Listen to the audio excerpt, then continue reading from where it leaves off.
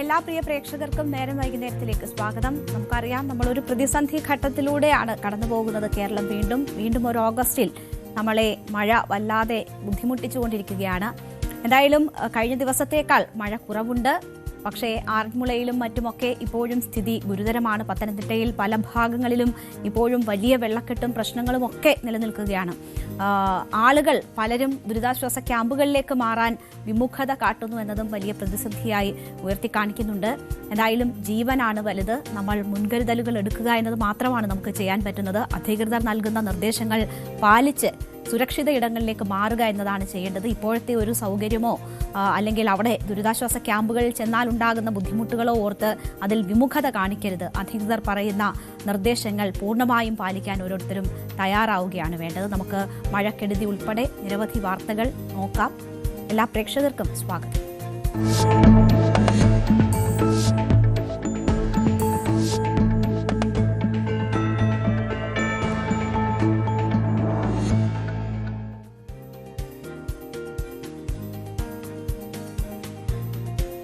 സംസ്ഥാനത്ത് കനത്ത മഴയും മഴക്കെടുതിയും രൂക്ഷമായി തുടരുകയാണ്. 12 ജില്ലകളിൽ ഇന്ന് ഓറഞ്ച് അലർട്ടാണ്. തിരുവനന്തപുരം, കൊല്ലം ഒഴിച്ചുള്ള ജില്ലകളിലാണ് ഓറഞ്ച് അലർട്ടുള്ളത്. മറ്റു ജില്ലകളിൽ യെല്ലോ അലർട്ടാണ്. അതായത് തിരുവനന്തപുരം, കൊല്ലവും യെല്ലോ അലർട്ടാണ്. മറ്റു ജില്ലകളിലെല്ലാം പതിവ് പോലെ വലിയ ജാഗ്രത തുടരുന്ന സാഹചര്യം കൂടിയാണ്. മഴയുടെ പശ്ചാത്തലത്തിൽ തീരദേശത്തും മലയോര മേഖലയിലുമൊക്കെ അതീവ ജാഗ്രത തന്നെ തുടരുന്നു. മലപ്പുറം കാരത്തോട് നാടുകാണി സംസ്ഥാന പാതയിൽ റോഡിലേക്ക് മണ്ണിടിഞ്ഞു വീണ് ഉണ്ടായ അപകടത്തിന്റെ ദൃശ്യങ്ങൾ നമ്മൾ ഇന്ന് കണ്ടു. വളരെ ഭീതിപ്പെടുത്തുന്ന ദൃശ്യങ്ങളാണ്. അവിടെ ഒരു സ്വകാര്യ വ്യക്തിയുടെ നിർമ്മാണം നടന്ന ഇടത്താണ് ഈ രീതിയിൽ മണ്ണിടിച്ചിലുണ്ടായിട്ടുള്ളത്. അതിൽ വലിയ ക്രമക്കേടുകളുണ്ട് എന്ന തരത്തിലുള്ള വിവരങ്ങളും പുറത്തു വരുന്നുണ്ട്. എന്തായാലും ഭീതിപ്പെടുത്തുന്ന നിലയിലാണ് അവിടെ നിന്ന് മണ്ണ് ഇങ്ങനെ റോഡിലേക്ക് ഒലിച്ചു വന്നത്. വലിയ അപകട സാധ്യതയായിരുന്നു. അവിടെ മാധ്യമപ്രവർത്തകരും നാട്ടുകാരുമൊക്കെ കൂടി നിൽക്കുന്ന സമയത്ത് തന്നെയാണ് ഇത്തരം ഒരു അപകടം അവിടെ ഉണ്ടാകുന്നത്. നമ്മൾ ഈ അപകട സമയത്ത് പറയും, ഇതൊക്കെയും മനുഷ്യനിർമ്മിതമാണ്, ഇതിലേറെയും എന്ന് പറയുന്നതാണ്. പ്രകൃതിയോട് ചെയ്യുന്നത് പ്രകൃതി തിരിച്ച് ചെയ്യുന്നു എന്ന തരത്തിലാണ്. അതിൻ്റെ ഒരു ഉത്തമ ഉദാഹരണമാണ് ഈ സംഭവം എന്ന് തന്നെ പറയാം. അവിടുത്തെ നിർമ്മാണ പ്രവർത്തികളിൽ ആ നിലയ്ക്കുള്ള അപാകതകൾ ഉണ്ടായിട്ടുണ്ട് എന്നതാണ് മനസ്സിലാകുന്നത്. മണ്ണെടുത്ത സ്ഥലത്താണ് ഇപ്പോൾ ഇങ്ങനെ വലിയ രീതിയിൽ മണ്ണ് വലിയ ഒരു കുന്നിടിഞ്ഞു വരുന്ന രീതിയിൽ ഇടിഞ്ഞു വന്ന് വലിയ അപകടം ഉണ്ടായത്. പാണക്കാട് എടത്തായി പാലത്താണ് ഈ അപകടം ഉണ്ടായിരിക്കുന്നത്. അവിടെ മാധ്യമപ്രവർത്തകന് പരിക്കേൽക്കുന്ന സാഹചര്യവും ഉണ്ടായി.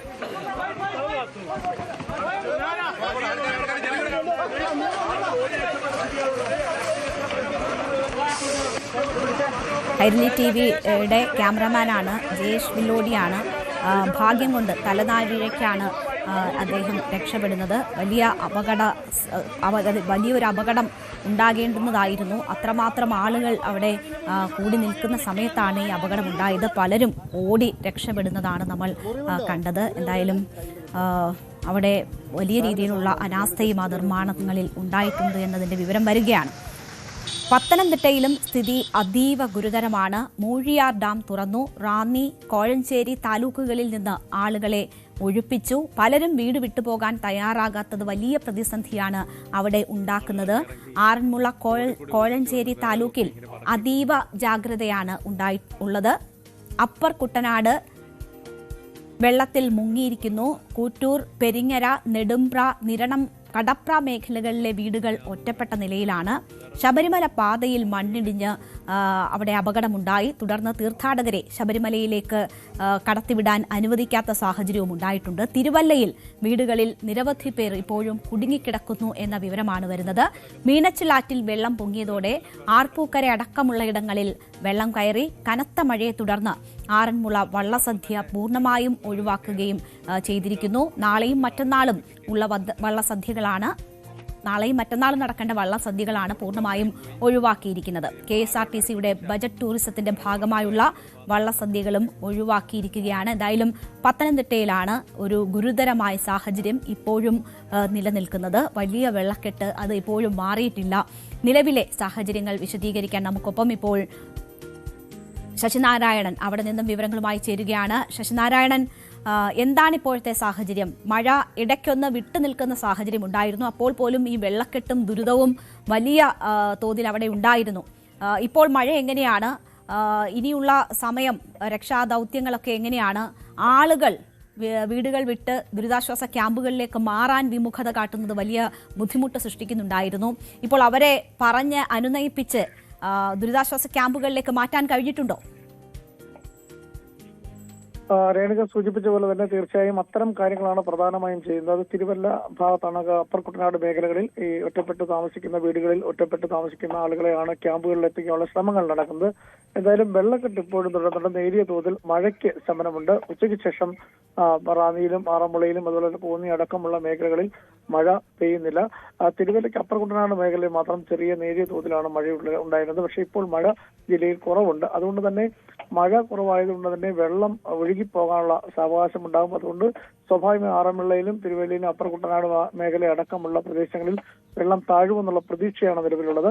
രാവിലെ ഇന്നലത്തെ സ്ഥിതി, രാത്രി സ്ഥിതി അനുസരിച്ച് രാവിലെ വലിയ രീതിയിൽ ഒരു പ്രളയത്തിന് സാധ്യത പോലാണ് ഇന്നലെ മന്ത്രി അടക്കമുള്ള അല്ലെങ്കിൽ ഈ ദുരന്ത നിവാരണ അതോറിറ്റി ഒക്കെ പറഞ്ഞ. കാരണം ഒരു മിന്നൽ പ്രളയം ഉണ്ടാകുമെന്നാണ് ഇന്നലെ പറഞ്ഞത്. അതുപോലെ സമാനമായ രീതിയിൽ വെള്ളം ഒഴുകിയെത്തിയെങ്കിലും മുൻകരുതൽ, അതായത് ജാഗ്രതാ നിർദ്ദേശമുള്ള മുൻകരുതൽ എടുത്തതിന്റെ ഭാഗമായി കൂടുതൽ അപകടങ്ങളൊന്നും ഉണ്ടാകാൻ കഴിഞ്ഞില്ല, അക്ഷേപങ്ങളൊന്നും സംഭവിച്ചില്ല. അതേസമയം ആളുകളെ മാറ്റി താമസിപ്പിക്കാനും കഴിഞ്ഞു. പക്ഷേ ഇപ്പോൾ ഉള്ള പ്രശ്നം എന്ന് പറഞ്ഞാൽ പലരും ഈ വീടിന്റെ നിന്നും ക്യാമ്പുകളിൽ എത്താത്തൊരു പ്രശ്നം രാവിലെയുണ്ട്. അവരെ അനുനയിപ്പിച്ച് ക്യാമ്പുകളിൽ എത്തിക്കാനുള്ള ശ്രമങ്ങളാണ് ഇപ്പോൾ നടത്തുന്നത്. എന്തായാലും കൊല്ലത്ത് നിന്നുള്ള ബോട്ടുകൾ, മത്സ്യത്തൊഴിലാളി ബോട്ടുകൾ എത്തിയിട്ടുണ്ട്. ആഭ്യന്തരമന്ത്രി രമേശ് ചെന്നിത്തല ജില്ലയിൽ കാവും ഭാഗത്തെ ക്യാമ്പുകളിലെത്തി ആളുകളെ സന്ദർശിക്കുന്നുണ്ട്. ഒപ്പം മന്ത്രി AP അനിൽകുമാറും വിഷ്ണുനാഥും ജില്ലയിൽ തന്നെ തുടരുകയാണ്. മന്ത്രി ഇന്നലെ തന്നെ ജില്ലയിലുണ്ടായിരുന്നു. എന്തായാലും എല്ലാ വകുപ്പുകളുടെ ഏകോപനം നടത്തിക്കൊണ്ട് തന്നെ ജില്ലയിലെ ദുരിതാശ്വാസ പ്രവർത്തനങ്ങൾ വേഗത്തിലാക്കാനുള്ള ക്രമീകരണങ്ങളാണ് ഇപ്പോൾ നടത്തുന്നത്. നഷ്ടപരിഹാരം ഉൾപ്പെടെയുള്ള കാര്യങ്ങൾ വേഗത്തിൽ നടപ്പിലാക്കാനുള്ള നടപടികൾ, അത്തരം കാര്യങ്ങൾ ചെയ്യുന്നു. എന്നാൽ ഈ വെള്ളം ഒഴുകി പോകാത്തത് ഇപ്പോഴും വലിയ പ്രശ്നമായി നിൽക്കുന്നു. കാരണം അപ്പർ കുട്ടനാട് മേഖലകളിൽ ഈ പെരിങ്ങര, നെടുമ്പറം തുടങ്ങിയ ഭാഗങ്ങളിൽ, കുറ്റൂർ അടക്കമുള്ള മേഖലകളിൽ വെള്ളക്കെട്ട് രൂക്ഷമായി തുടങ്ങി. അവിടെ നിന്ന് വെള്ളം ഒഴുകിപ്പോയെങ്കിൽ മാത്രമേ ആറന്മുളയിൽ നിന്നുള്ള വെള്ളം ഒഴുകി പോകാൻ കഴിയുള്ളൂ. അത്തരത്തിൽ വെള്ളം ഒഴുകി മാറിയെങ്കിൽ മാത്രമേ സ്വാഭാവികമായിട്ട് ഇവിടെ വെള്ളത്തിന് താഴ്ചയുണ്ടാവും. ഒപ്പം ഗതാഗതവും മറ്റു കാര്യങ്ങളും വീട്ടിലേക്ക് സാധാരണ നിലയിലേക്ക് ആളുകളുടെ ജീവിതം എത്താൻ കഴിയുള്ളൂ. പക്ഷെ നിലവിൽ ഇപ്പോൾ പല സ്ഥലങ്ങളിലും പമ്പയാറിന്റെ ജലനിരപ്പ് നേരിയ തോതിൽ കുറഞ്ഞിട്ടുണ്ടെന്നുള്ള കാര്യം കൂടി വരുന്നുണ്ട്. ശശിനാരായണൻ, മുഖ്യമന്ത്രി മാധ്യമങ്ങളെ കാണുമ്പോൾ പത്തനംതിട്ടയ്ക്ക് വേണ്ടി പ്രത്യേക സന്നാഹം ഒരുക്കും എന്നതാണ് പറഞ്ഞത്. അക്കാര്യങ്ങളൊക്കെ വിലയിരുത്തിയിട്ടുണ്ട് യോഗത്തിൽ എന്ന കാര്യം മുഖ്യമന്ത്രി സൂചിപ്പിക്കുന്നുണ്ടായിരുന്നു. ആ വിധത്തിലുള്ള പ്രത്യേക ഇടപെടലുകൾ പത്തനംതിട്ടയിൽ ലഭിച്ചു തുടങ്ങിയിട്ടുണ്ടോ? ഇന്നലെ രാത്രി PC വിഷ്ണുനാഥൊക്കെ മുന്നറിയിപ്പ് നൽകിയിരുന്നു. വളരെ പ്രധാനമാണ്, രാത്രിയും മഴയുണ്ടാകാമെന്നൊക്കെയുള്ള കാര്യങ്ങൾ പറയുന്നുണ്ടായിരുന്നു. ഇന്നത്തെ സ്ഥിതി സംബന്ധിച്ച് ലഭിക്കുന്ന അറിയിപ്പുകൾ എന്താണ്? ഇന്ന് രാത്രി മഴയുണ്ടാവുകയാണെങ്കിൽ സ്ഥിതി ഗുരുതരമാകുമോ? അങ്ങനെയുള്ള സാഹചര്യം ഉണ്ടായാൽ അതിനെ നേരിടുന്നതിനുള്ള ഇടപെടലുകളും മുന്നൊരുക്കങ്ങളും ഉണ്ടോ? തീർച്ചയായും അത്തരത്തിലുള്ള മുന്നൊരുക്കം ഇന്ന് എന്തായാലും ക്രമീകരിച്ചിട്ടുണ്ട്. കാരണം കഴിഞ്ഞ 2 ദിവസം ഇത്തരമൊരു ആക്ഷേപം CPM ഉന്നയിച്ചിരുന്നു.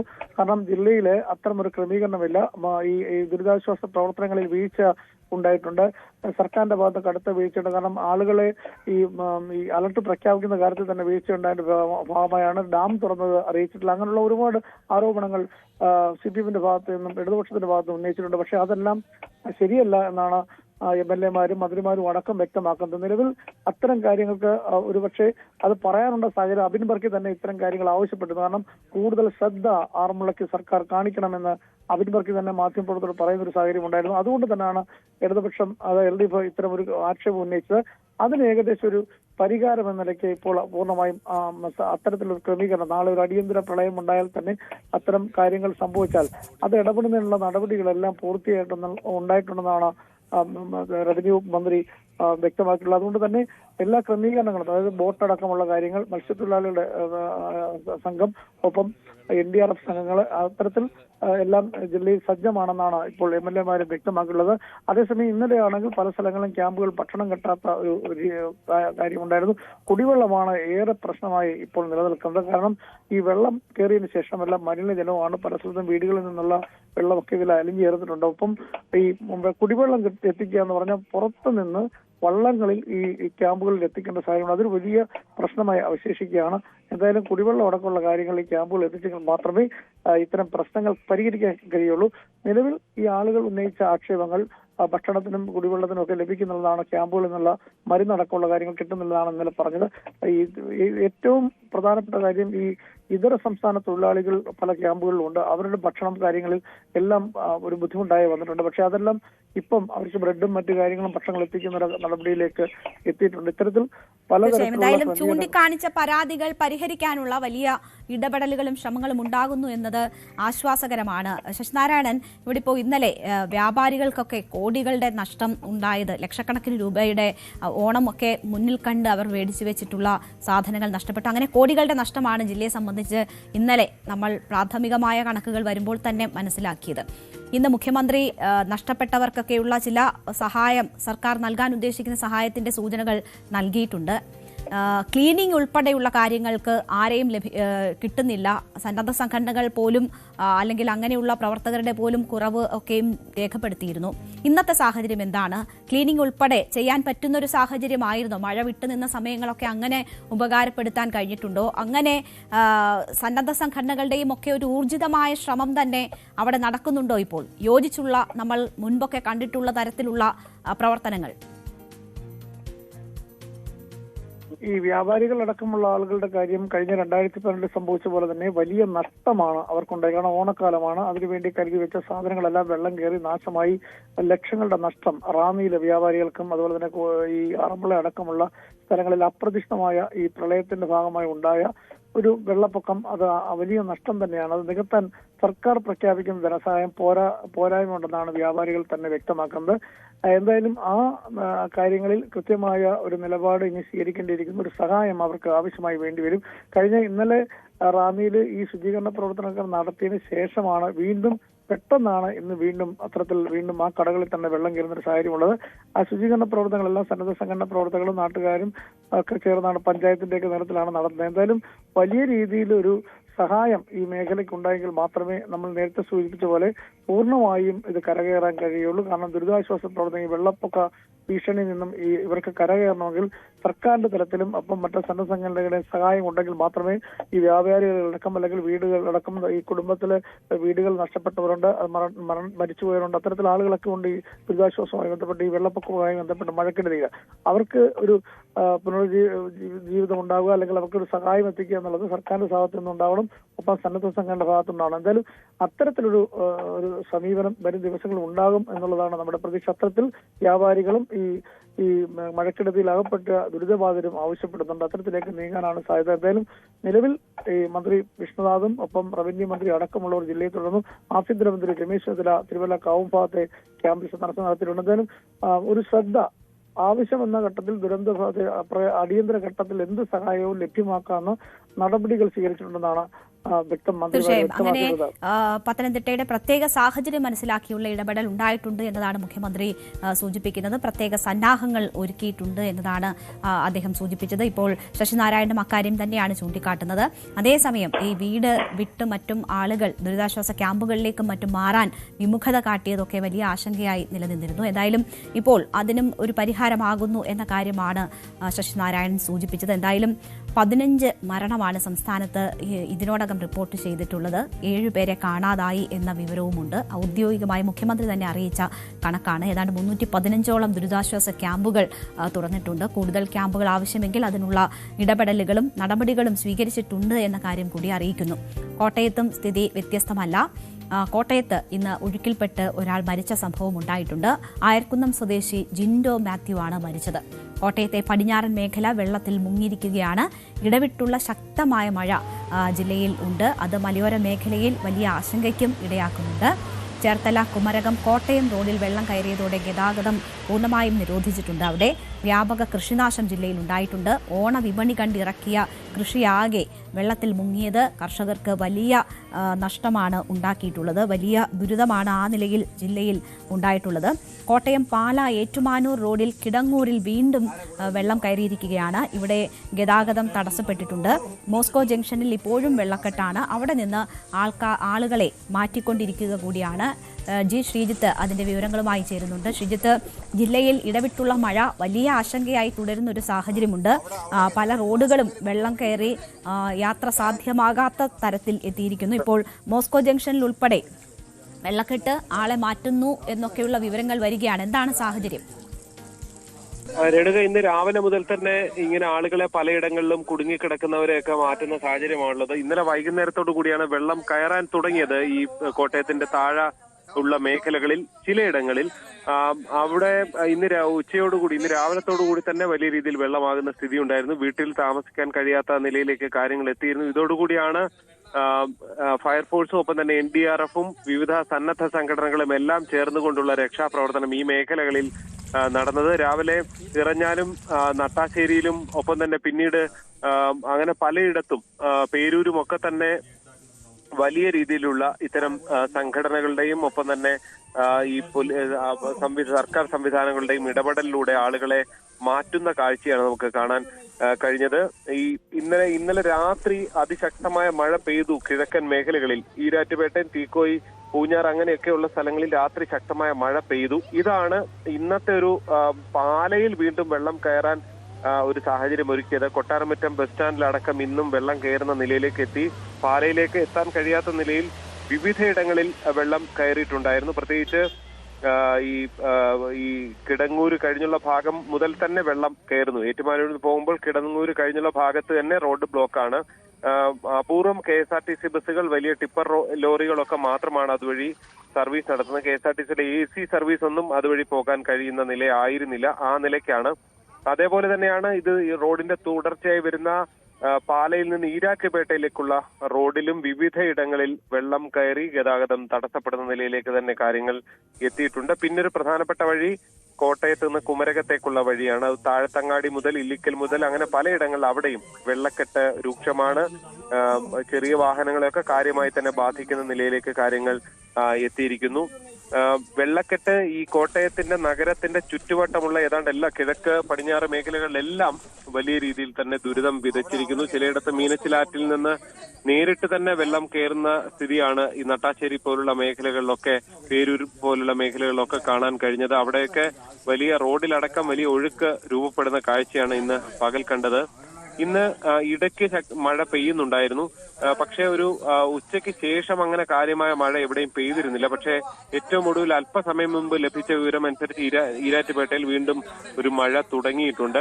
അതേസമയം തന്നെ കോട്ടയത്തൊക്കെ കാർമേഘം ഇങ്ങനെ നിൽക്കുന്നുണ്ടെങ്കിൽ പോലും മഴ പെയ്യുന്ന നിലയിലേക്ക് എത്തിയിട്ടില്ല. ഇന്നലെയും വില്ലനായത് രാത്രി പെയ്ത ശക്തമായ മഴയാണ്. അതുകൊണ്ട് തന്നെ ഇന്ന് രാത്രിയിൽ മഴയുണ്ടാകുമോ എന്നുള്ളതാണ് ഈ ഒരു ദുരിതത്തിന്റെ ആഴം എത്രത്തോളം വരും എന്നത് സംബന്ധിച്ചുള്ള ഒരു കൃത്യമായ വ്യക്തത വരണമെങ്കിൽ അതുവരെ കാത്തിരിക്കേണ്ടി വരും. എന്തായാലും ജനങ്ങൾ വലിയ ആശങ്കയിൽ, വലിയ ദുരിതത്തിലൊക്കെ തന്നെ തുടരുകയാണ്. സർക്കാർ സംവിധാനങ്ങളൊക്കെ ഇതിപ്പോൾ ഈ വെള്ളം കയറിയ ഇടങ്ങളിൽ നിന്നൊക്കെ ആളുകളെ പൂർണ്ണമായും ദുരിതാശ്വാസ ക്യാമ്പുകളിലേക്ക് മാറ്റാൻ ജില്ലയിൽ കഴിഞ്ഞിട്ടുണ്ടോ? ആളുകൾ അതിനോട് സഹകരിക്കുന്നുണ്ടോ?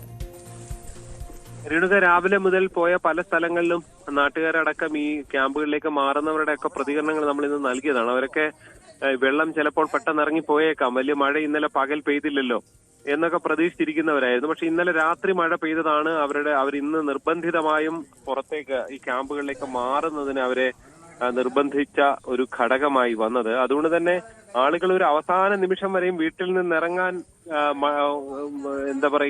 തയ്യാറാകുന്നില്ല എന്നുള്ളത് വസ്തുതയാണ്. അത് ജനങ്ങൾ തന്നെ തുറന്നു പറയുന്നത് ഇന്നലത്തെ പ്രതികരണങ്ങൾ നമ്മൾ കണ്ടതുമാണ്.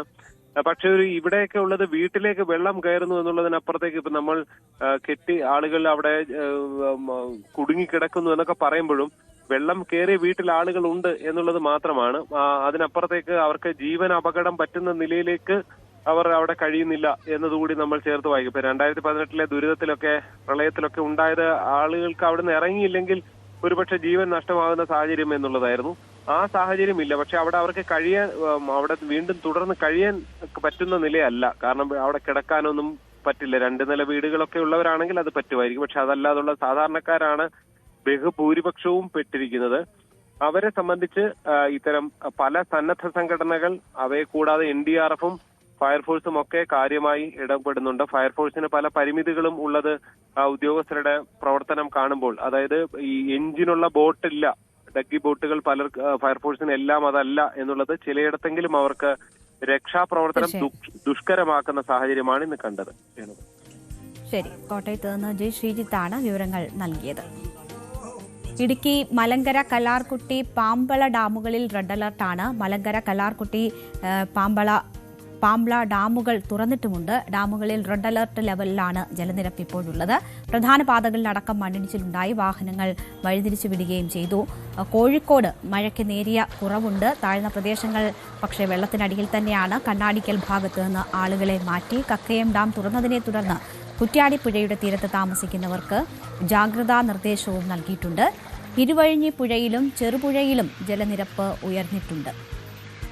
അതാണ് കോഴിക്കോടെ സാഹചര്യം. കോഴിക്കോട് വെള്ളിപ്പറമ്പിൽ വീട് ഭാഗികമായി തകർന്നു. ഓട്ടോ ഡ്രൈവറായ പുയൽക്കാട് നൌഷാദിന്റെ വീടാണ് തകർന്നത്. പുലർച്ചെ 3 മണിക്കാണ് ഈ അപകടം ഉണ്ടായത്. കുടുംബത്തെ സമീപത്തെ ബന്ധുവീട്ടിലേക്ക് മാറ്റി. വയനാട് മഴയുടെ ശക്തി കുറഞ്ഞെങ്കിലും ജാഗ്രതാ നിർദ്ദേശം തുടരുന്നുണ്ട്. മലയോര പാതകളിലും വിനോദസഞ്ചാര കേന്ദ്രങ്ങളിലും നിയന്ത്രണം തുടരുകയാണ്. മാനന്തവാടിയിലും പനമരത്തും വെള്ളക്കെട്ടുണ്ട്.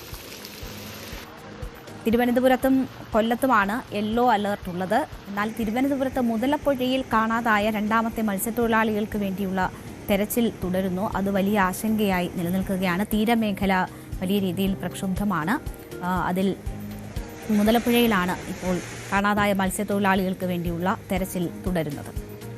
മലപ്പുറം കരുവാരക്കുണ്ട് ഇരിങ്ങാട്ടിരിയിൽ നിർമ്മാണത്തിലിരിക്കുന്ന വീട് തകർന്നു. പുലർച്ചെയായിരുന്നു അപകടമുണ്ടായത്. ജില്ലയിൽ 7 ക്യാമ്പുകളിലായി ഏതാണ്ട് 92 പേരെ മാറ്റി പാർപ്പിച്ചിട്ടുണ്ട്. എറണാകുളത്തിന്റെ കിഴക്കൻ മേഖലകളിലും മഴ ശക്തമാണ്. മൂവാറ്റുപുഴയാറ്റിലും തൊടുപുഴയാറിലും ജലനിരപ്പ് ഉയർന്നു. മൂവാറ്റുപുഴ, ഇലാഹിയ നഗർ, കൊച്ചങ്ങാടി എന്നിവിടങ്ങളിൽ വെള്ളക്കെട്ടിൽ വലയുകയാണ് ജനങ്ങൾ. ജില്ലയിൽ 7 ദുരിതാശ്വാസ ക്യാമ്പുകളാണ് തുറന്നിട്ടുള്ളത്. മൂവാറ്റുപുഴ താലൂക്കിൽ 4, കോതമംഗലം താലൂക്കിൽ 2, കുന്നത്തുനാട് താലൂക്കിൽ 1 ക്യാമ്പുകൾ തുറന്നിട്ടുണ്ട്. 34 കുടുംബങ്ങളിലായി 102 ആളുകളെയാണ് ക്യാമ്പുകളിലേക്ക് മാറ്റിയിട്ടുള്ളത്. തൃശൂർ കരുവന്നൂർ പുഴയിൽ ജലനിരപ്പ് ഉയർന്നിട്ടുണ്ട്. ഇല്ലിക്കൽ റെഗുലേറ്ററിന്റെ ഷട്ടർ ഉയർത്തി. ആലപ്പുഴ AC റോഡിലും വെള്ളക്കെട്ടാണ്. കാലവർഷക്കെടുതിയിൽ അടിയന്തര യോഗം ചേർന്നതായും പ്രളയക്കെടുതി നേരിടാൻ പ്രത്യേക സന്നാഹങ്ങൾ, അതായത് പത്തനംതിട്ടയ്ക്ക് പ്രത്യേക സന്നാഹങ്ങൾ ഒരുക്കിയെന്നും മുഖ്യമന്ത്രിയാണ് ഇന്ന് വാർത്താസമ്മേളനത്തിൽ പറഞ്ഞത്. സ്ഥിതി നിയന്ത്രണ വിധേയം എന്നതാണ് മുഖ്യമന്ത്രി സൂചിപ്പിച്ചത്. ദുരന്ത നിവാരണ സെക്രട്ടറി യോഗം ചേർന്ന് കരുതൽ എടുത്തിരുന്നു എന്ന കാര്യം അദ്ദേഹം സൂചിപ്പിച്ചു. IMDയുടെ അതിതീവ്ര മഴ മുന്നറിയിപ്പ് വന്നത് രാത്രിയാണ്. പ്രതിരോധിക്കാൻ മറ്റ് സംവിധാനങ്ങൾ ഇല്ലായിരുന്നു എന്നതാണ് ഈ പ്രളയവുമായി ബന്ധപ്പെട്ട് കാര്യങ്ങൾ വിശദീകരിക്കുമ്പോൾ മുഖ്യമന്ത്രി പറഞ്ഞത്. യാതൊരു വീഴ്ചയും സംസ്ഥാനത്തിന്റെ ഭാഗത്തു നിന്ന്, സർക്കാരിന്റെ ഭാഗത്തു നിന്നോ നമ്മുടെ സംവിധാനങ്ങളുടെ ഭാഗത്തു നിന്നോ ഉണ്ടായിട്ടില്ല എന്ന് അദ്ദേഹം പറയുന്നു. മഴക്കെടുതിയിൽ ഇതുവരെ 15 പേർ മരിച്ചതായും 7 പേരെ കാണാതായിട്ടുണ്ട് എന്നതും ഔദ്യോഗികമായി മുഖ്യമന്ത്രി അറിയിച്ചു. 316 ദുരിതാശ്വാസ ക്യാമ്പുകളാണ് സംസ്ഥാനത്ത് തുറന്നിട്ടുള്ളത്. 165 ഹെക്ടർ കൃഷി നശിച്ചു. ഡാമുകളിൽ നിന്ന് വെള്ളം ഒഴുക്കുന്നു എന്നത് വ്യാജ പ്രചാരണമാണ് എന്നും വ്യാജ പ്രചാരണങ്ങൾ ഉണ്ടായാൽ കർശന നടപടി സ്വീകരിക്കുമെന്നും മുഖ്യമന്ത്രി വ്യക്തമാക്കി. ഇതുവരെ 15 പേര് മരിച്ചതായിട്ടാണ് നമുക്ക് റിപ്പോർട്ട് കിട്ടിയിട്ടുള്ളത്. മിസ്സിംഗ് ഉള്ളത് 7 പേരാണ്. ഇതുവരെ നമുക്ക് കിട്ടിയ പ്രാഥമിക റിപ്പോർട്ട് അനുസരിച്ച് 164.98 165 ഹെക്ടർ സ്ഥലത്ത് കൃഷിയാണ് നശിച്ചിട്ടുള്ളതെന്ന് പ്രാഥമിക റിപ്പോർട്ടാണ്. കൊല്ലത്ത് നിന്ന് 14 ബോട്ടുകൾ, മത്സ്യത്തൊഴിലാളികളുടെ ബോട്ടുകൾ ആവശ്യമെങ്കിൽ രക്ഷാപ്രവർത്തനം നടത്തുന്നതിന് വേണ്ടിയിട്ട് ചെങ്ങന്നൂരിൽ എത്തിച്ചിട്ടുണ്ട്. സുളൂരിൽ നിന്നും 2 ഹെലികോപ്റ്ററുകൾ തിരുവനന്തപുരത്ത് എത്തിയിട്ടുണ്ട്. NDRFൻ്റെ ഒരു ടീം അവിടേക്ക് നിയോഗിച്ചിട്ടുണ്ട്. ആവശ്യമായിട്ടുള്ള പോലീസ് സേനയും ആവശ്യമായിട്ടുള്ള ഫയർഫോഴ്സ് സംവിധാനങ്ങളും ഉണ്ട്. ഭക്ഷണം ഹെലികോപ്റ്ററിൽ നിന്ന് വിതരണം ചെയ്യാനോ അല്ലാതെ വിതരണം ചെയ്യാനുള്ള പാക്കറ്റുകൾ തയ്യാറാക്കിയിട്ടുണ്ട്. എല്ലാ സ്ഥലത്തും ആവശ്യമായ പാക്കറ്റുകൾ തയ്യാറാക്കിയിട്ടുണ്ട്. മുന്നൊരുക്കങ്ങൾ എടുത്തിട്ടുണ്ട്.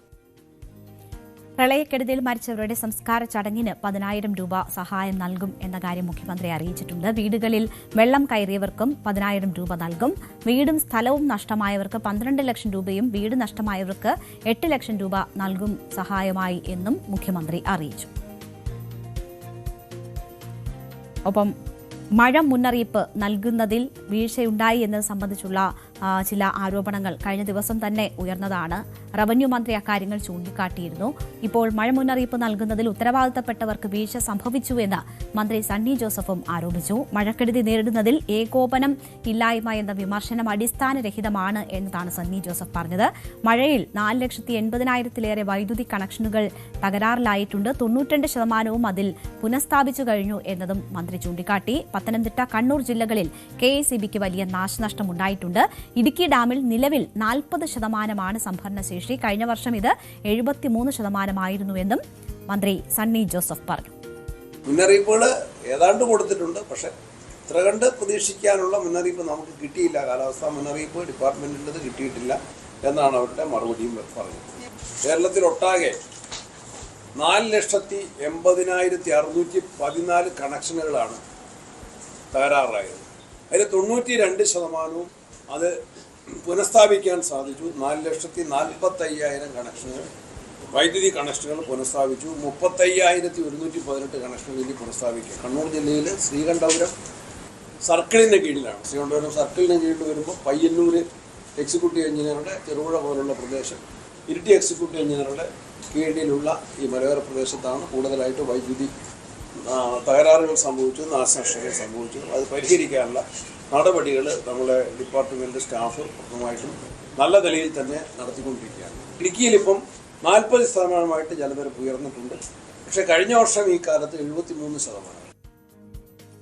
കഴിഞ്ഞ ദിവസം ദുരിതാശ്വാസ ക്യാമ്പുകളുമായി ബന്ധപ്പെട്ട് ഉയർന്ന മറ്റൊരു പരാതി എന്ന് പറയുന്നത് മരുന്നുകളുടെ വിതരണം തടസ്സപ്പെട്ടു എന്നതാണ്. പലർക്കും മരുന്ന് കിട്ടിയില്ല കൃത്യസമയത്ത് എന്ന ഒരു പരാതി ഉയർന്നിരുന്നു. എന്നാൽ ക്യാമ്പുകളിൽ മരുന്നുകളുടെ ക്ഷാമമില്ല എന്നാണ് മന്ത്രി കെ മുരളീധരൻ ഇന്ന് പറഞ്ഞത്.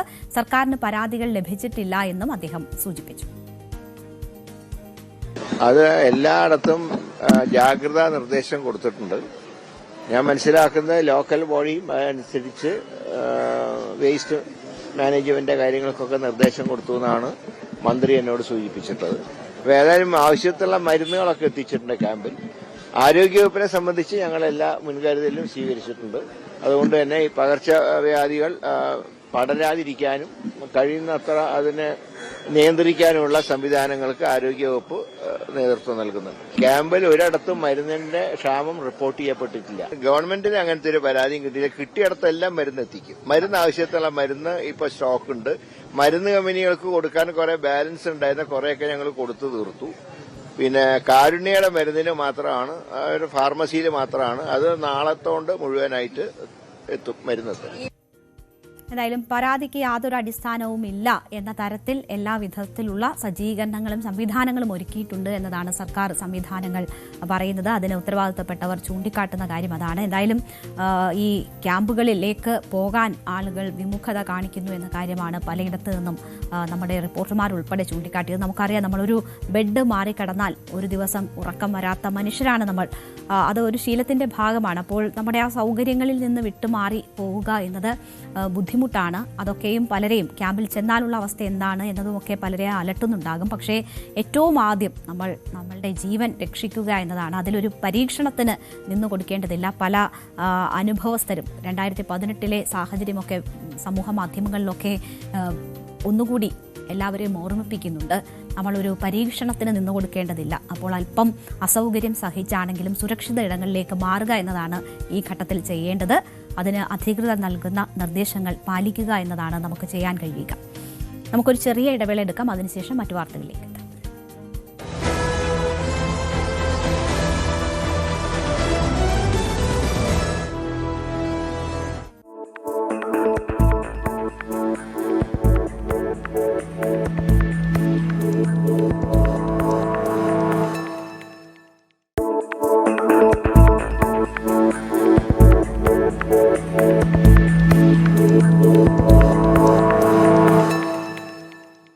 ഇന്ത്യൻ സാമ്പത്തിക രംഗവും ഭരണനിർവഹണ സംവിധാനങ്ങളും ഡിജിറ്റൽ യുഗത്തിന്റെ അടുത്ത ഘട്ടത്തിലേക്ക് ചുവട് വെക്കുകയാണ്.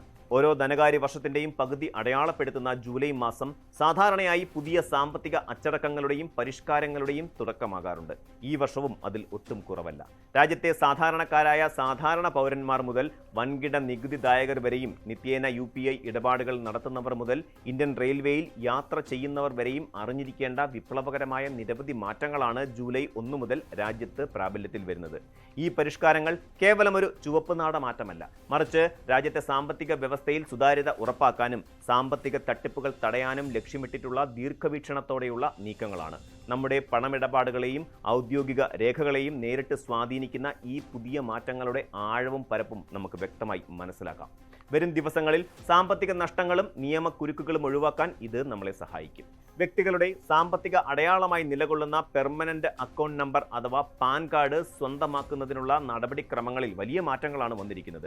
ജൂലൈ 1 മുതൽ പുതിയ പാൻ കാർഡിനായി അപേക്ഷിക്കുന്ന ഏതൊരു വ്യക്തിക്കും ആധാർ കാർഡ് പൂർണ്ണമായും നിർബന്ധമാക്കിയിരിക്കുകയാണ്.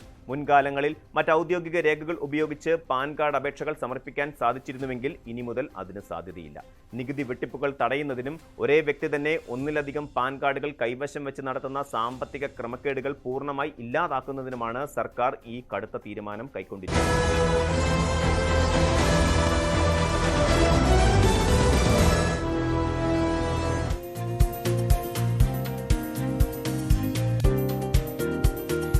കേരളം ഒരു ദുരന്തമുഖത്ത് നിൽക്കുമ്പോൾ മുഖ്യമന്ത്രി സ്വീകരിച്ച സമീപനങ്ങൾ വലിയ വിമർശനങ്ങൾക്കും ട്രോളുകൾക്കും വഴിവെച്ചിരുന്നു. പൊന്നാനിയിൽ യൂത്ത് ലീഗ് നേതാവിന്റെ വീട്ടിലെത്തി വിരുന്ന് സൽക്കാരത്തിൽ പങ്കെടുത്തതും ഹെലികോപ്റ്ററിൽ ഭാര്യാപിതാവിനെ സന്ദർശിക്കാൻ പോയതുമാണ് വലിയ വിവാദമായത്. ഒരു ദുരന്തം വരുമ്പോൾ ആ ദുരന്തമുഖത്ത് കാണിക്കേണ്ട ഔചിത്യം മുഖ്യമന്ത്രിയിൽ നിന്നുണ്ടായില്ല എന്നതായിരുന്നു ഈ വിമർശനത്തിന്റെ അടിസ്ഥാനം. ഇന്നുപോലും വെള്ളക്കെട്ടിറങ്ങിയിട്ടില്ല. മഴ തുടരുകയാണ്, വലിയ ആശങ്കയിൽ തന്നെ തുടരുകയാണ്. 15 മരണം സ്ഥിരീകരിച്ചിരിക്കുന്നു. അപ്പോൾ ഈ ഘട്ടത്തിൽ മുഖ്യമന്ത്രിയുടെ പ്രയോറിറ്റി ഇതൊന്നുമാകരുത് എന്നതാണ് വിമർശിക്കുന്നവർ ചൂണ്ടിക്കാട്ടിയത്.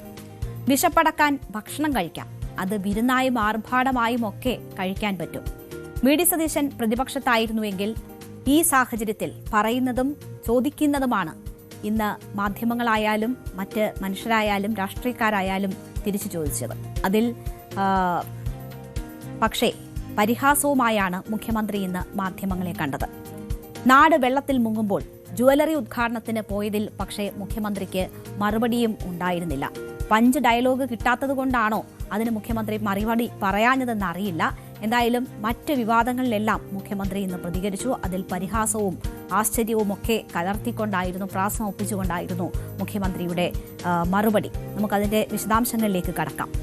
സംസ്ഥാനമാകെ ദുരന്തമുഖത്ത് നിൽക്കുമ്പോൾ മുഖ്യമന്ത്രി വി.ഡി. സതീശൻ പൊന്നാനിയിൽ യൂത്ത് ലീഗ് നേതാവിന്റെ വീട്ടിലെ വിരുന്ന് സൽക്കാരത്തിനെത്തിയതിൽ ആയിരുന്നു വിമർശനമുയർന്നത്.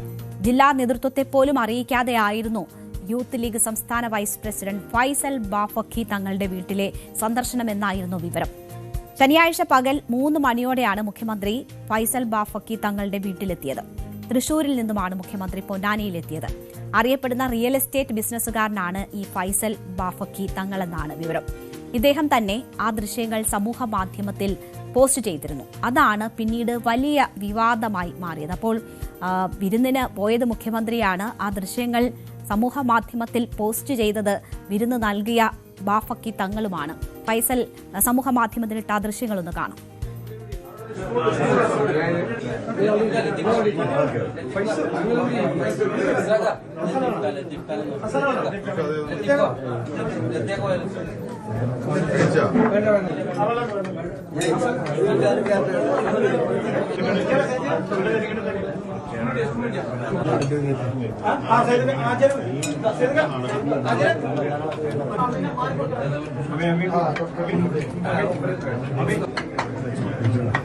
അപ്പോ ഈ ദൃശ്യങ്ങളാണ് അദ്ദേഹം എന്റെ വീട്ടിൽ സന്ദർശനത്തിനെത്തിയ മുഖ്യമന്ത്രി എന്ന് ക്യാപ്ഷനോടുകൂടിയാണ് ഈ ദൃശ്യങ്ങൾ സമൂഹ മാധ്യമത്തിൽ കുറിച്ചിരുന്നത്. മുഖ്യമന്ത്രി വിരുന്ന് സൽക്കാരത്തിൽ പങ്കെടുക്കുമ്പോൾ പൊന്നാനിയിൽ കടലെടുത്ത വീട്ടിൽ നിന്ന് കിട്ടിയതെല്ലാം കയ്യിലെടുത്ത് വാടക വീട്ടിലേക്കും ബന്ധുവീട്ടിലേക്കും ക്യാമ്പിലേക്കും ഒക്കെ മാറാനുള്ള നെട്ടോട്ടത്തിലായിരുന്നു കുടുംബങ്ങൾ. ഈ സമയത്താണ് പൊന്നാനിയുടെ സാഹചര്യങ്ങൾ മുഖ്യമന്ത്രിയോട് ചോദ്യമായി മാധ്യമപ്രവർത്തകർ ഉന്നയിച്ചത്. അതിനെ മുഖ്യമന്ത്രി അവഗണിച്ച് നോ കമന്റ്സ് പറഞ്ഞ് മുഖ്യമന്ത്രി പോവുകയായിരുന്നു. ദുരന്ത നിവാരണത്തിന് നേതൃത്വം നൽകേണ്ട ഉദ്യോഗസ്ഥ സംവിധാനങ്ങളും മുഖ്യമന്ത്രിക്കുള്ള ഈ സംഘത്തിനൊപ്പം മുഖ്യമന്ത്രിക്കൊപ്പമുള്ള സംഘത്തിലുണ്ടായിരുന്നു. തഹസിൽദാരെ മറ്റും വിളിച്ചിട്ട് കിട്ടിയില്ല എന്നൊക്കെ പരാതികളും അവിടെ നിന്ന് ഉയർന്നിരുന്നു.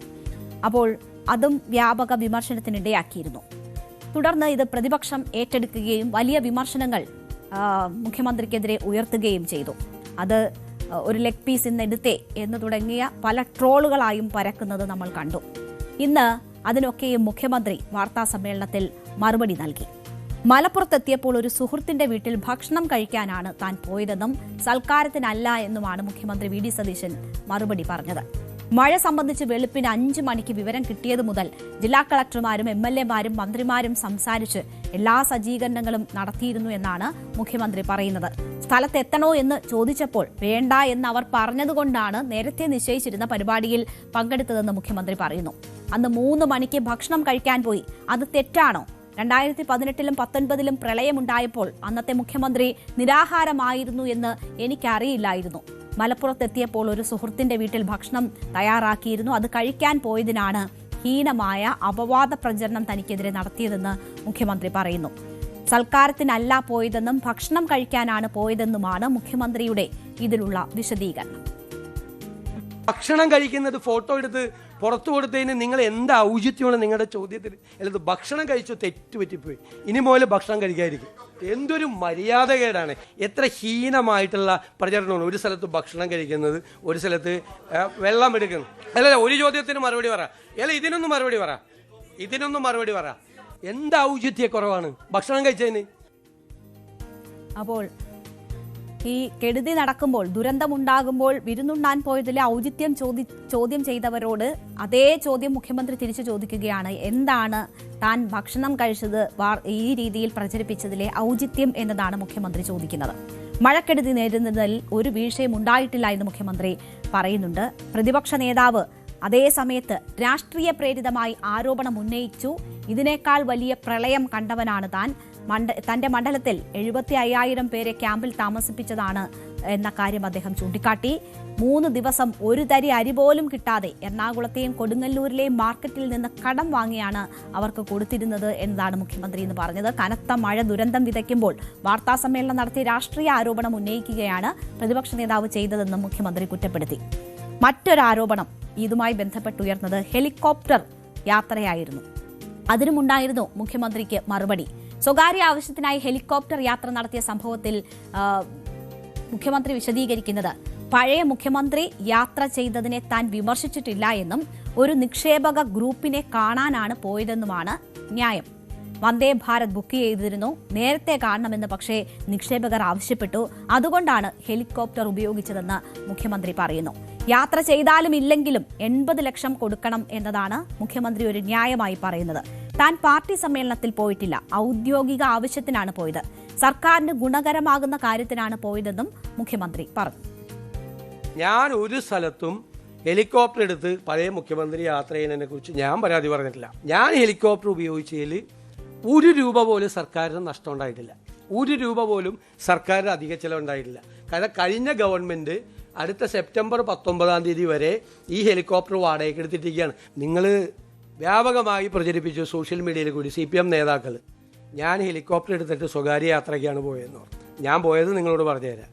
ഞാൻ പോയത് ഒരു ഇൻവെസ്റ്റ്മെൻറ്റ് ഗ്രൂപ്പ് കൊച്ചിയിലുണ്ടായിരുന്നു കാണാൻ വേണ്ടിയിട്ട്. അവർ രാത്രി ഡിന്നർ മീറ്റിങ്ങിന് കാണാമെന്നാണ് പറഞ്ഞത്. അവർ തമിഴ്നാട് മുഖ്യമന്ത്രിയായിട്ട് കണ്ടതിന് ശേഷമാണ് കൊച്ചിയിൽ വന്നത്. ഞാൻ വന്ദേ ഭാരതിന് ബുക്ക് ചെയ്തിരുന്നു പോകാൻ. രാത്രി അവിടെ എത്തി അവരോട് സംസാരിക്കാൻ. അപ്പോൾ അവർക്ക് അത്യാവശ്യമായി സൺഡേക്ക് ഡൽഹിയിലേക്ക് തിരിച്ചു പോകണം എന്ന് പറഞ്ഞു. അവരെ അറിയിച്ച്, അപ്പോൾ അതിനു മുമ്പ് അവരെ കാണണം. കാരണം തമിഴ്നാട് കൂടി അതിൽ ശ്രമിക്കുകയാണ് ആ ഇൻവെസ്റ്റ്മെൻറ്റിന് വേണ്ടിയിട്ട്. അവരെ തമിഴ്നാട് മുഖ്യമന്ത്രി കണ്ടിട്ടും ഞാൻ കാണാതെ പോയാൽ അതൊരു ബുദ്ധിമുട്ടാവുന്നത്, പിന്നീട് ഒരു ആക്ഷേപവും. അതുകൊണ്ടാണ് ഹെലികോപ്റ്റർ. കേരളത്തിന്റെ പല ഭാഗങ്ങളും വെള്ളത്തിൽ മുങ്ങി നിൽക്കുമ്പോഴും ജനങ്ങൾ മണ്ണിനടിയിൽ ദുരിതത്തിൽപ്പെട്ട് കിടക്കുമ്പോഴും കേരളത്തിന്റെ നിക്ഷേപ സ്വപ്നങ്ങൾ സംരക്ഷിക്കാനാണ് മുഖ്യമന്ത്രി ധൃതി പിടിച്ച് ഹെലികോപ്റ്ററിൽ പോയത്. ആ മുഖ്യമന്ത്രിയാണ് നമ്മൾ തെറ്റിദ്ധരിച്ചത്. എന്തായാലും മുഖ്യമന്ത്രി അക്കാര്യങ്ങൾ വിശദീകരിക്കുകയാണ്. നിക്ഷേപക ഗ്രൂപ്പിന്റെ പേര് എന്താണ് എന്ന് പക്ഷേ മാധ്യമങ്ങൾ ചോദിക്കുമ്പോൾ അതിന് മുഖ്യമന്ത്രിക്ക് മറുപടി ഉണ്ടായിരുന്നില്ല. കൃത്യമായ മറുപടി നൽകാതെ മുഖ്യമന്ത്രി ഒഴിഞ്ഞു മാറുകയായിരുന്നു. ഇനി അവരെ കൂടി വലിച്ചിഴക്കണമോ എന്നായിരുന്നു മുഖ്യമന്ത്രിയുടെ ചോദ്യം. അത് നിങ്ങളോട് പറയേണ്ട ആവശ്യമില്ല എന്നും മുഖ്യമന്ത്രി പ്രതികരിച്ചു. ഇതിൽ വി ഡി സതീശനെ പരിഹസിച്ച് പി രാജീവ് രംഗത്തെത്തുന്നത് കൂടി നമ്മൾ കണ്ടു. തീവ്ര മഴ പെയ്യുമെന്ന് അലർട്ടുള്ളപ്പോൾ കൂളായി ആസ്വദിച്ച് ഭക്ഷണം കഴിക്കുകയായിരുന്നു മുഖ്യമന്ത്രി. എത്ര വലിയ പ്രശ്നമാണെങ്കിലും ഇങ്ങനെ കൂളായി നിൽക്കണം എന്ന സന്ദേശം കൊടുക്കാനാണോ മുഖ്യമന്ത്രി ഉദ്ദേശിച്ചത് എന്നതായിരുന്നു പി രാജീവിന്റെ പരിഹാസം. മുഖ്യമന്ത്രി വി ഡി സതീശനെതിരെ മറ്റ് ഈ നിക്ഷേപകരെ കണ്ട വിഷയത്തിലും പി രാജീവ് മറുപടി പറഞ്ഞു. നിക്ഷേപകരെ ടീമായാണ് സാധാരണ ഇങ്ങനെയുള്ള ചർച്ചകളിൽ കാണുക എന്നതാണ് അദ്ദേഹം സൂചിപ്പിക്കുന്നത്. അദ്ദേഹം വ്യവസായ മന്ത്രിയായിരുന്നു കഴിഞ്ഞ ടേമിൽ. എന്തിനാണ് മുഖ്യമന്ത്രി ഒറ്റയ്ക്ക് പോയതെന്നാണ് മുൻ മന്ത്രി കൂടിയായ പി രാജീവ് ചോദിക്കുന്നത്. നിക്ഷേപകർ ജനുവിനാണെങ്കിൽ അപ്പോയിന്റ്മെന്റ് എടുക്കുമെന്നും പി രാജീവ് പറഞ്ഞു. അദ്ദേഹത്തിന്റെ പ്രതികരണം ആ വിഷയത്തിൽ കേൾക്കാം. അദ്ദേഹത്തിന് പറയാമായിരുന്നു ഒന്നുകൂടി, ഞാനിങ്ങനെ വളരെ മിതത്വം അവിടെ ഇരുന്ന് ഭക്ഷണം കഴിക്കുമ്പോൾ ഗൗരവമില്ല, ആരും ടെൻഷൻ അടിക്കേണ്ടതില്ല, ഞാൻ തന്നെ ഇരിക്കുന്നത് കണ്ടില്ലേ, നിങ്ങൾക്ക് വളരെ ശാന്തമായിട്ട് ഞാനിരുന്ന് ഭക്ഷണം കഴിക്കുന്ന കണ്ടില്ല, അതുകൊണ്ട് ജനങ്ങൾ എന്തിനാ വെറുതെ ടെൻഷൻ അടിക്കുന്നത് എന്നൊരു സന്ദേശം നൽകാനായിട്ടുള്ള ഒരു ബുദ്ധിപൂർവ്വമായിട്ടുള്ള നീക്കമായിട്ടാണ് ഞാൻ കാണുന്നത്. അതോടുകൂടി ആളുകൾക്ക് തോന്നും ടെൻഷൻ അടിച്ച് വെറുതെ വീട്ടിലിരുന്ന് ബുദ്ധിമുട്ടുണ്ട, ടെറസിന്റെ മുകളിലായാലും മുഖ്യമന്ത്രി പോലും വളരെ ഇതോടുകൂടി അവിടെ വരെ ഓടിച്ചു പോയിട്ട് ഭക്ഷണം കഴിക്കുന്നതാണ്. അപ്പൊ അങ്ങനെ ടെൻഷൻ അടിക്കുകയാണെങ്കിൽ അത്രയും വലിയ പ്രശ്നങ്ങൾ ഉണ്ടാകാൻ ഇടയുണ്ടെങ്കിൽ മുഖ്യമന്ത്രി അങ്ങനെ ഇത്രയും ത്യാഗം സഹിച്ച് അവിടെ വരെ പോയിട്ട് ഇങ്ങനെ ഭക്ഷണം കഴിക്കുകയും അത് ആളുകൾ ഇടുകയും ചെയ്യില്ലല്ലോ. ആളുകൾക്ക് ഒരു ടെൻഷൻ ഇല്ലാതിരിക്കാനുള്ള സന്ദേശം നൽകാനായിരിക്കും ഒരു പക്ഷേ അദ്ദേഹം കരുതിയിട്ടുണ്ടാവുക. എന്തായാലും പരിഹാസ രൂപേണ മുഖ്യമന്ത്രി പറഞ്ഞ കാര്യങ്ങൾക്ക് ആ നിലയിൽ തന്നെയുള്ളൊരു മറുപടിയാണ് പി രാജീവ് നൽകുന്നത്. മുഖ്യമന്ത്രിയുടെ യാത്രയ്ക്കും ദുരന്ത നിവാരണ തീവ്രവാദ പ്രവർത്തനങ്ങൾക്കുമായി ഹെലികോപ്റ്റർ വാടകയ്ക്ക് എടുക്കാൻ തീരുമാനിച്ചത് കഴിഞ്ഞ LDF സർക്കാരാണ്. അപ്പോൾ വ്യാപക വിമർശനം അതിനെതിരെ ഉയർന്നിരുന്നു. കോവിഡ് പ്രതിസന്ധിക്കിടെ 2020 സംസ്ഥാനം ആദ്യമായി ഹെലികോപ്റ്റർ വാടകയ്ക്കെടുത്തത്. വൻ ധൂർത്തെന്ന ആക്ഷേപമുയർന്നതോടെ ഒരു വർഷത്തിന് ശേഷം ആ കരാർ പിന്നെ പുതുക്കിയില്ല. 2.5 വർഷത്തിന് ശേഷം പിന്നീടും നടപ്പാക്കുകയായിരുന്നു ആ തീരുമാനം. അന്ന് പ്രതിപക്ഷ നേതാവായിരുന്ന VD സതീശൻ ശക്തമായാണ് അതിനെതിരെ വിമർശനം ഉന്നയിച്ചത്. ധനപ്രതിസന്ധിയിലും സർക്കാരിന്റെ ധൂർത്ത് എന്നതായിരുന്നു പ്രതിപക്ഷ നേതാവായിരുന്ന VD സതീശന്റെ ആക്ഷേപം. മുഖ്യമന്ത്രിയുടെ യാത്രയ്ക്ക് ഹെലികോപ്റ്റർ വാടകയ്ക്കെടുക്കുന്നത് ധൂർത്താണ്. അങ്ങേയറ്റം ബുദ്ധിമുട്ടിയാണ് സർക്കാരിന്റെ ദൈനംദിന ചെലവുകൾക്കുള്ള പണം പോലും കണ്ടെത്തുന്നത്. 5 ലക്ഷം രൂപയുടെ ചെക്കുകൾ പോലും ട്രഷറിയിൽ മാറ്റാനാകാത്ത അവസ്ഥയുള്ളപ്പോഴാണ് പ്രതിമാസം 80 ലക്ഷം രൂപ ചെലവിൽ ഹെലികോപ്റ്റർ വാടകയ്ക്കെടുക്കുന്നത്. ഇത് ധൂർത്തിന്റെ അങ്ങേയറ്റം എന്നതായിരുന്നു VD സതീശന്റെ വിമർശനം. പക്ഷേ അന്നത്തെ പ്രതിപക്ഷ നേതാവായിരുന്ന VD സതീശന് ഇപ്പോൾ അതൊന്നും ഓർമ്മയില്ല, താൻ വിമർശിച്ചിട്ടില്ല എന്നതാണ് അദ്ദേഹം പറയുന്നത്. ഏതായാലും ഇൻവെസ്റ്റർ ആരാണ് എന്നത് സസ്പെൻസിലാക്കിക്കൊണ്ട് അക്കാര്യങ്ങളിലും മറുപടി പറയുകയാണ്. അപ്പോൾ പോലും ഈ ദുരന്തമുഖത്ത് മനുഷ്യർ മണ്ണിനടിയിൽപ്പെട്ട് കിടക്കുന്ന സമയത്ത് ഇപ്പോഴും എത്രയോ വീടുകൾ വെള്ളത്തിനടിയിലാണ്. 7 പേരെ കാണാനില്ല. അദ്ദേഹം തന്നെ പറഞ്ഞ കണക്കുകളാണ്. 15 മരണം സ്ഥിരീകരിച്ചിരിക്കുന്ന സാഹചര്യം. ജ്വല്ലറി ഉദ്ഘാടനം ചെയ്യാൻ പോയത് എന്തിനാണ് എന്ന കാര്യം അദ്ദേഹം വിശദീകരിച്ചില്ല. അതിലും അദ്ദേഹത്തിന് ഒരു ഔചിത്യക്കുറവും തോന്നിയില്ല. എന്തായാലും അന്ന് ഹെലികോപ്റ്റർ വാടകയ്ക്കെടുക്കുമ്പോൾ അതിനെ എതിർത്ത പ്രതിപക്ഷ നേതാവ് ഇന്ന് പറയുന്നത് വിമർശിച്ചിട്ടില്ല എന്നതാണ്. PM ശ്രീയിൽ ഉൾപ്പെടെ ഇതിലും വലിയ എത്രയോ യൂട്ടേണുകൾ കേരളം കണ്ടു കഴിഞ്ഞു. അതുകൊണ്ട് ആർക്കും അദ്ദേഹം പറയുന്നതിൽ യാതൊരു അത്ഭുതവും ഇപ്പോൾ തോന്നുന്നില്ല.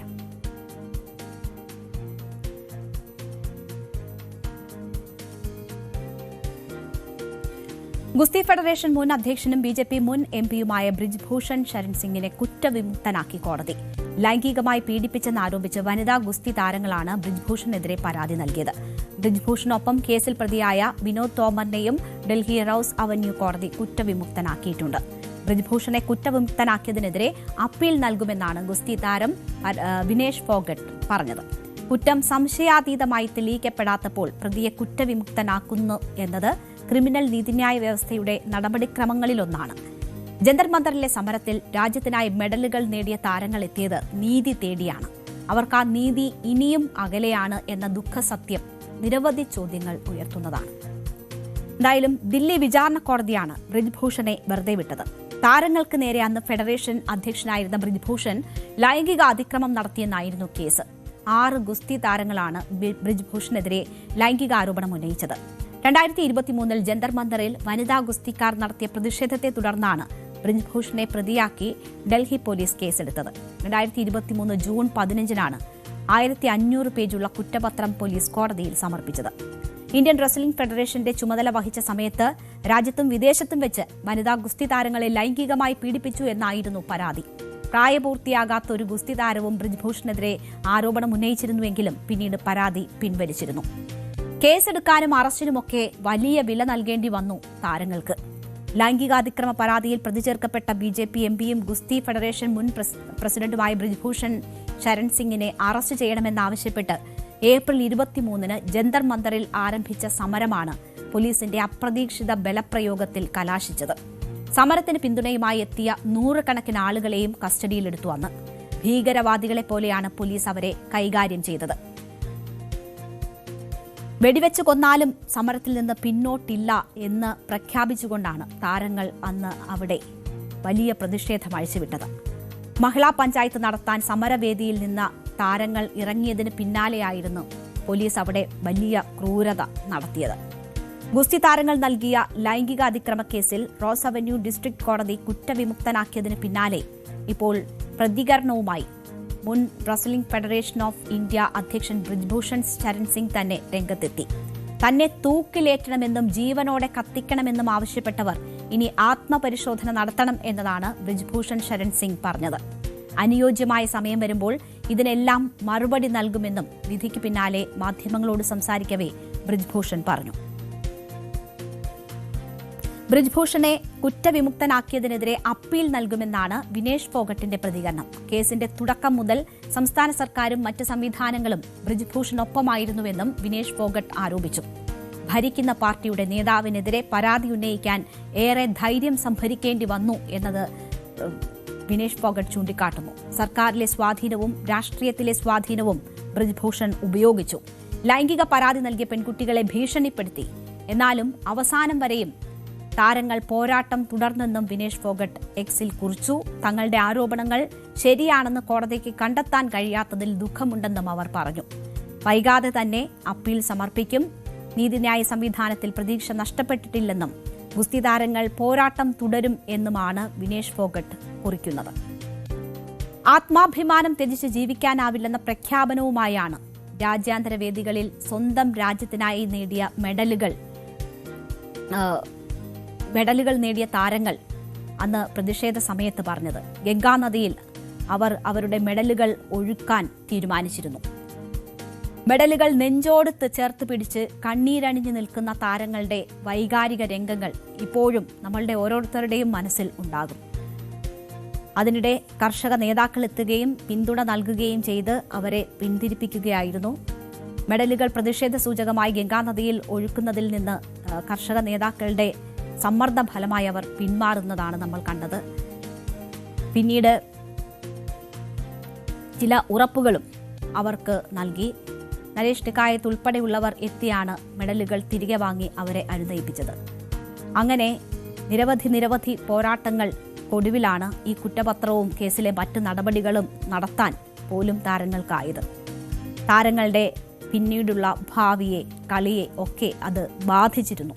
അവരുടെ അവസരങ്ങൾ പോലും നഷ്ടപ്പെട്ടു. വിനേഷ് ഫോഗട്ടിന് കോമൺവെൽത്തിൽ മത്സരിക്കാൻ പോലും കഴിയാത്ത സാഹചര്യം പിന്നീടുണ്ടായി. അത് പുറത്താകുന്ന സാഹചര്യമൊക്കെയാണ് എല്ലാത്തിലേക്കും നയിച്ചത്. അവർ തുറന്നു പറയാൻ തീരുമാനിച്ച ആ സാഹചര്യമാണ്. എന്തായാലും രാജ്യത്തിന് ഒളിമ്പിക്സിലും ലോക ചാമ്പ്യൻഷിപ്പുകളിലുമൊക്കെ മെഡലുകൾ സമ്മാനിച്ച വനിതാ ഗുസ്തി താരങ്ങൾ സ്വന്തം കായിക സംഘടനയുടെ പരമോന്നത നേതൃത്വത്തിനെതിരെ പരസ്യമായി രംഗത്തെത്തി എന്നതായിരുന്നു അവരുടെ ആ പരാതിയുടെ പിന്നീട് നടന്ന പ്രതിഷേധത്തിന്റെ ഒക്കെ പ്രാധാന്യം. സ്വന്തം ഭാവി പോലും അപകടത്തിലാക്കിയാണ് താരങ്ങൾ ഭാവി തലമുറയ്ക്ക് വേണ്ടി ആ പോരാട്ടം നയിച്ചത്. പക്ഷേ അവർക്ക് നീതി ഇപ്പോഴും അകലെയാണ്.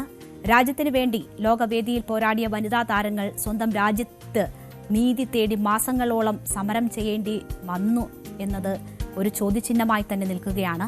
പരാതി നൽകാൻ വിശ്വാസ്യതയുള്ള സംവിധാനങ്ങൾ ഉണ്ടായിരുന്നോ? അവരുടെ പരാതി ആ രീതിയിൽ അന്വേഷിക്കപ്പെട്ടോ എന്ന സംശയം ബാക്കിയാണ്. പരാതിക്കാരുടെ സുരക്ഷ എന്നത് ചോദ്യചിഹ്നമായി നിൽക്കുകയാണ്. കായിക ഫെഡറേഷനുകളിൽ അധികാരത്തിന്റെ കേന്ദ്രീകരണത്തെ നിയന്ത്രിക്കാൻ ഫലപ്രദമായ സംവിധാനങ്ങൾ ഉണ്ടായിരുന്നോ എന്ന അവർ ഉന്നയിച്ച ചോദ്യവും ഇപ്പോഴും ഉത്തരം കിട്ടാതെ നിൽക്കുന്നു. ഈ ചോദ്യങ്ങൾക്ക് കോടതി വിധി മാത്രം ഒരു ഉത്തരമാകുന്നില്ല. എന്തായാലും നീതി തേടി ശബ്ദമുയർത്തിയ സ്ത്രീകൾക്ക് നീതി അകലെയാകുമ്പോൾ മുറിവേൽക്കുന്നത് ഇന്ത്യൻ ജനാധിപത്യത്തിന്റെ നീതിബോധത്തിന് തന്നെയാണ്. എന്തായാലും പോരാട്ടം തുടരും എന്നതാണ് അവർ പ്രഖ്യാപിച്ചിട്ടുള്ളത്. ഉയർന്ന കോടതിയിൽ അവർക്ക് നീതി കിട്ടുന്നു എന്നത് കാത്തിരുന്ന് കാണാം.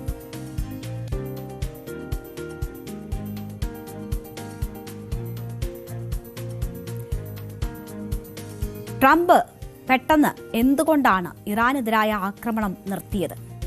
ഇറാനിൽ നടത്താൻ ആസൂത്രണം ചെയ്ത വൻ ആക്രമണ പദ്ധതി നിർത്തിവെക്കാൻ കാരണം അറബ് രാജ്യങ്ങളുടെ ഇടപെടലെന്ന് അമേരിക്കൻ പ്രസിഡന്റ് ഡൊണാൾഡ് ട്രംപ് തന്നെ പറഞ്ഞിട്ടുണ്ട്.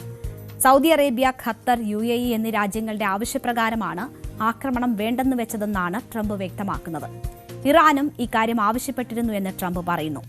വൻ ആക്രമണത്തിന് എല്ലാ ഒരുക്കങ്ങളും പൂർത്തിയാക്കിയിരുന്നു എന്നതാണ് ട്രംപിന്റെ അവകാശവാദം. ഇറാനിലേക്ക് ആക്രമണത്തിന് പോകാൻ എല്ലാ തയ്യാറെടുപ്പും നടത്തിയിരുന്നു. എന്നാൽ സഖ്യകക്ഷികൾ ആക്രമണം നിർത്തിവെക്കാൻ ആവശ്യപ്പെട്ടതോടെയാണ് പിൻവാങ്ങിയത് എന്നതാണ് ട്രംപ് പറയുന്നത്. ഇത് ട്രംപിന്റെ തന്ത്രമാണോ? എന്താണ് ട്രംപിന്റെ പുതിയ പ്ലാൻ?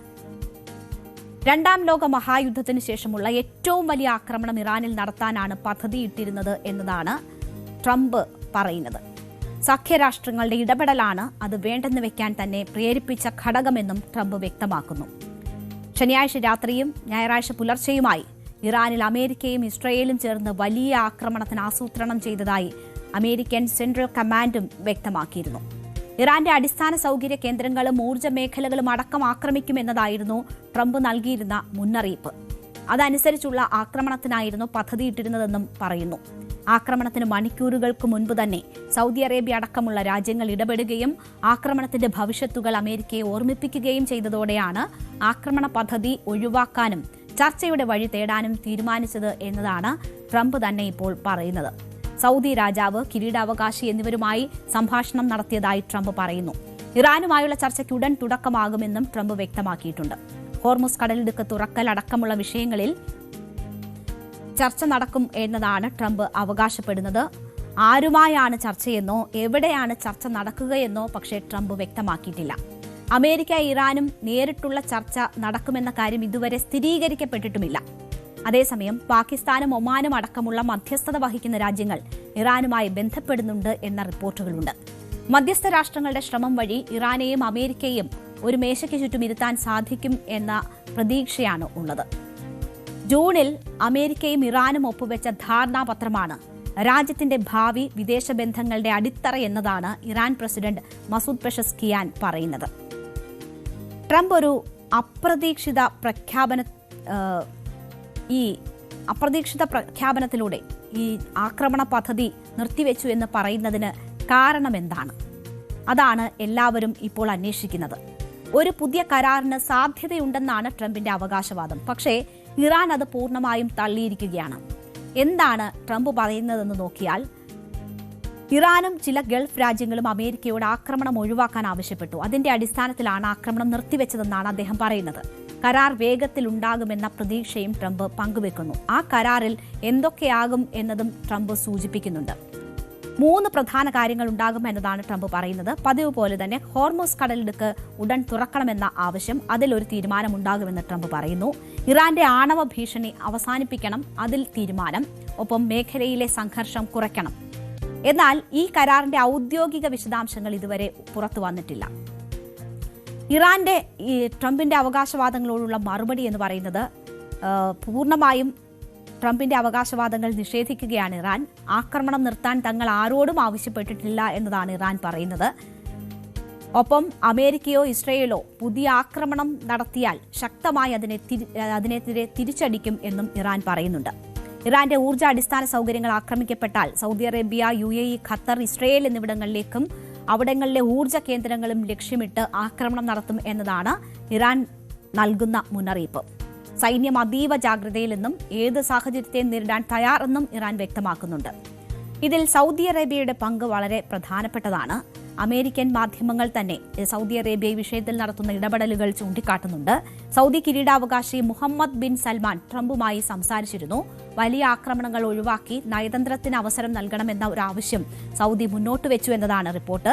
ഇത് ഔദ്യോഗികമായി സ്ഥിരീകരിച്ചിട്ടില്ല. പക്ഷേ അമേരിക്കയ്ക്ക് മേൽ വലിയ സമ്മർദ്ദം ഉണ്ടായിട്ടുണ്ട് ഈ യുദ്ധം അവസാനിപ്പിക്കാൻ എന്നതാണ് മനസ്സിലാക്കുന്നത്. യുദ്ധം തുടരുന്നതിനാൽ അമേരിക്കയുടെ പാട്രിയറ്റ് മിസൈൽ പ്രതിരോധ സംവിധാനത്തിനുള്ള ഇന്റർസെപ്റ്റർ മിസൈലുകളുടെ ശേഖരം ഗണ്യമായി കുറഞ്ഞു എന്ന റിപ്പോർട്ടുകൾ വന്നിരുന്നു. ഇത് അമേരിക്കൻ സൈനികരെ സംരക്ഷിക്കാനുള്ള ശേഷിയെ ബാധിക്കുമെന്ന ആശങ്ക ചില ഉദ്യോഗസ്ഥരും പ്രകടിപ്പിച്ചിട്ടുണ്ട്.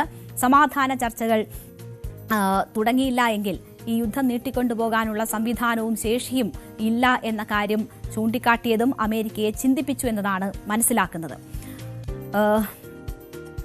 ഈ അമേരിക്കയെയും ഇറാനെയും വീണ്ടും ചർച്ചാമേശയിൽ എത്തിക്കാനുള്ള മധ്യസ്ഥരുടെ ശ്രമം എന്തായാലും ഇപ്പോൾ തുടർന്നു വരികയാണ്. എന്നാൽ പ്രശ്നം ഇപ്പോഴും പഴയ ഹോർമുസ് തന്നെയാണ്. ലോക എണ്ണ വ്യാപാരത്തിന്റെ നിർണായക പാത അതെങ്ങനെ തുറക്കും എന്നതാണ് പ്രതിസന്ധി. ആരാകും ഇത് നിയന്ത്രിക്കുക എന്നതാണ് ഒരു തീരുമാനത്തിലേക്കോ കരാറിലേക്കോ എത്തുന്നതിൽ ഏറ്റവും വലിയ പ്രതിസന്ധിയായി തുടരുന്നത്. അമേരിക്കയും ഇറാനും തമ്മിൽ ഉള്ള വിശ്വാസക്കുറവും ഒരു പ്രതിസന്ധിയായി നിൽക്കുന്നുണ്ട്. ലബനൻ, ഗാസ, യമൻ, ഇറാഖ് തുടങ്ങിയ പ്രവിശ്യകളിലെ സംഘർഷങ്ങൾ ഈ യുദ്ധവുമായി വളരെ ബന്ധപ്പെട്ട് കിടക്കുകയാണ്. ഇസ്രയേൽ ഇവിടങ്ങളിൽ സ്വീകരിക്കുന്ന നിലപാട് ഇതും പ്രശ്നം പരിഹരിക്കുന്നതിന് വലിയ പ്രതിസന്ധിയായി തുടരുന്നു. ഇനി എന്ത്? ട്രംപിന്റെ പ്രഖ്യാപനം യുദ്ധത്തിന് വിരാമം ഇടുമോ, അതോ ഇത് മറ്റൊരു താൽക്കാലിക ഇടവേള മാത്രമോ? ഇതിന് കൃത്യമായ ഉത്തരം ഇതുവരെ ലഭ്യമല്ല. പക്ഷേ അടുത്ത ഏതാനും ദിവസങ്ങളിലെ നയതന്ത്ര നീക്കങ്ങൾ വളരെ പ്രധാനപ്പെട്ടതാണ്. അമേരിക്ക ഇറാൻ ബന്ധത്തിന്റെ അടുത്ത ഘട്ടം നിർണ്ണയിക്കുക ഈ ദിവസങ്ങളിൽ നടക്കുന്ന നേരിട്ടുള്ളതോ അല്ലാത്തതോ ആയ ചർച്ചയിലൂടെ ആയിരിക്കും. അതിൽ ഒരു തീരുമാനം ട്രംപ് ഉദ്ദേശിക്കുന്ന തരത്തിൽ എത്തിയില്ല എങ്കിൽ ശക്തമായ ആക്രമണത്തിലേക്ക് ട്രംപ് നീങ്ങാനുള്ള സാധ്യതയാണ് ഉള്ളത് എന്നതാണ് അന്താരാഷ്ട്ര മാധ്യമങ്ങൾ ഉൾപ്പെടെ ചൂണ്ടിക്കാട്ടുന്നത്. നമ്മുടെ സമയം അവസാനിക്കുന്നു. ഇടവേളയ്ക്ക് ശേഷം ലൈവ് at 6 കാണാം. എല്ലാ പ്രേക്ഷകർക്കും നന്ദി.